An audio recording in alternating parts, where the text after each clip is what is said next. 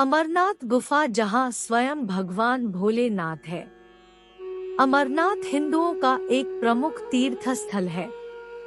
यह कश्मीर राज्य के श्रीनगर शहर के उत्तर पूर्व में 165 मीटर दूर समुद्र तल से 13,600 फुट की ऊंचाई पर स्थित है। अमरनाथ यात्रा की शुरुआत जून से अगस्त तक लगभग चलती है।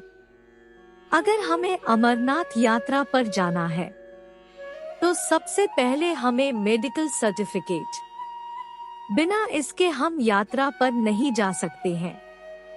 आज हम बात करते हैं भारत के एक प्राचीन स्थान बाबा अमरनाथ की, जो जम्मू कश्मीर में पड़ती है।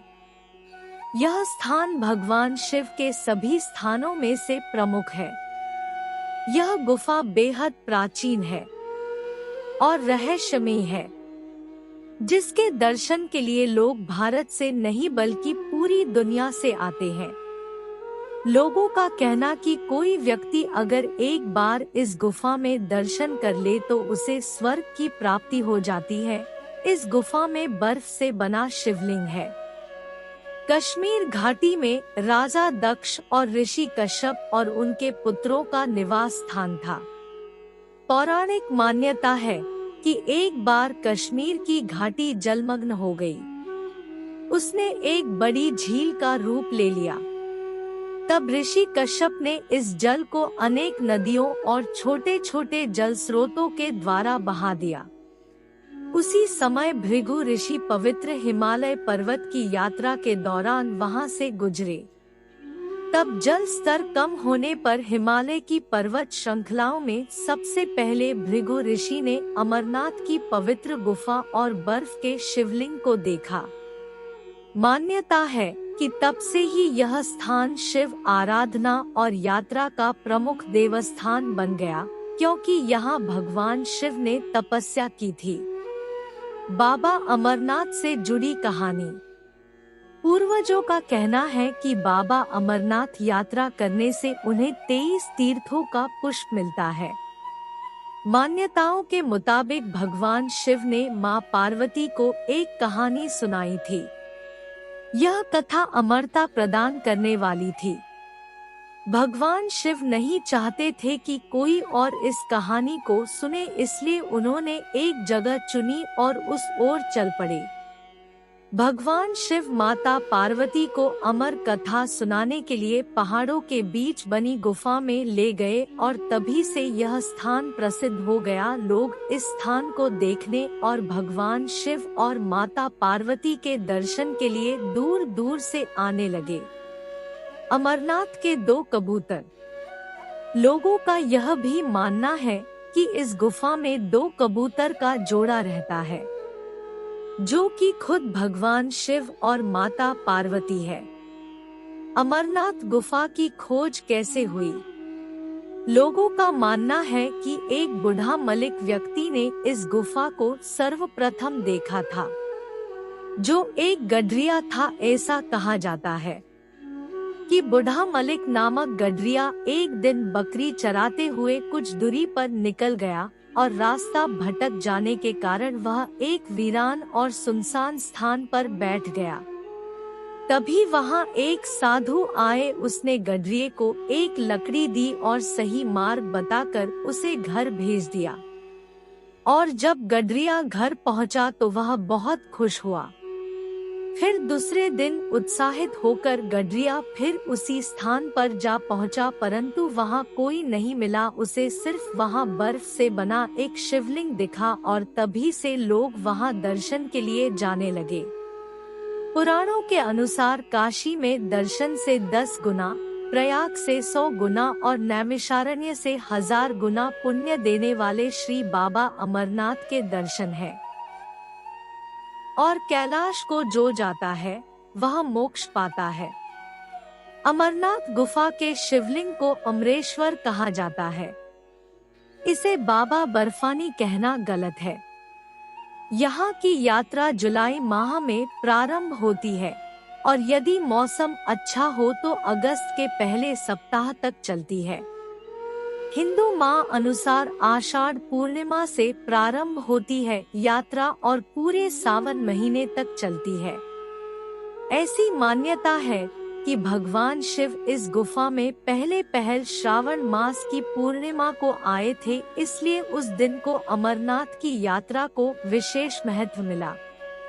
रक्षाबंधन की पूर्णिमा के दिन ही छड़ी मुबारक भी गुफा में बने हिमशिवलिंग के पास स्थापित कर दी जाती है। अमरनाथ की गुफा में ही भगवान शिव ने अपनी पत्नी देवी पार्वती को अमरत्व का मंत्र सुनाया था और उन्होंने कई वर्ष रहकर यहाँ तपस्या की थी, तो यह शिव का एक प्रमुख और पवित्र स्थान है।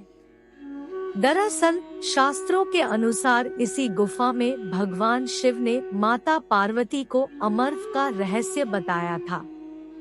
माता पार्वती के साथ ही इस रहस्य को तोता, जिसे शुक कहते हैं, और 2 कबूतरों ने भी सुन लिया था। यह शुक बाद में शुकदेव ऋषि के रूप में अमर हो गए, जबकि गुफा में आज भी कई श्रद्धालुओं को कबूतरों का एक जोड़ा दिखाई देता है, जिन्हें अमर पक्षी माना जाता है।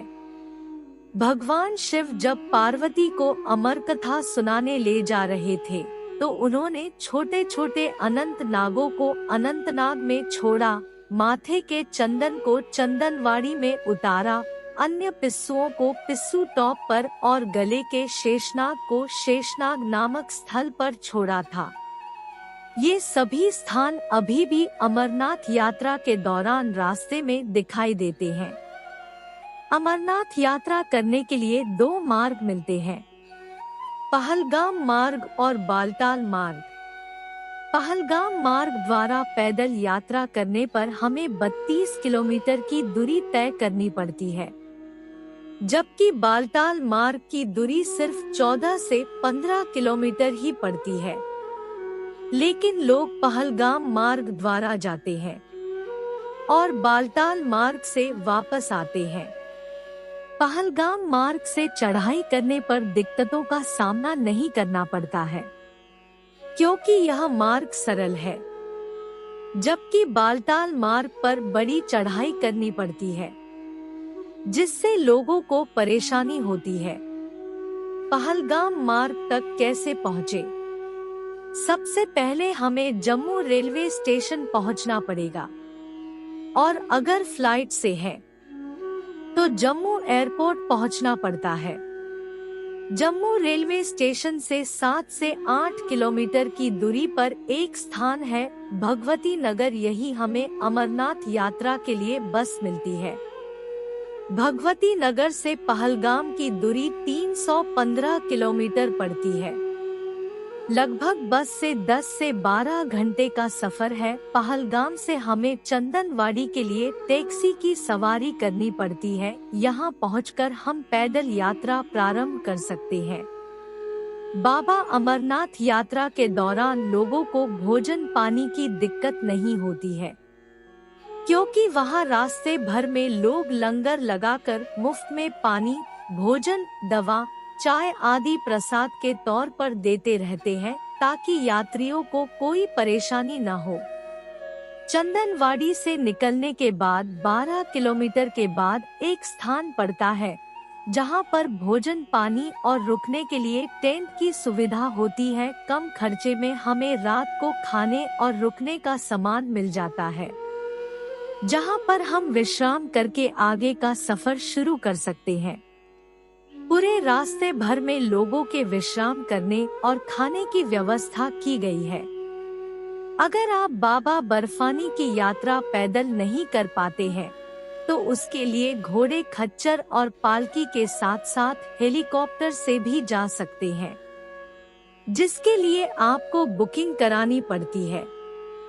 अमरनाथ यात्रा करने में कम से कम 7 से 8 दिन का समय लगता है। ये थी अमरनाथ यात्रा के बारे में कुछ विशेष जानकारी। बोलो बाबा अमरेश्वर की जय हो। हर हर महादेव।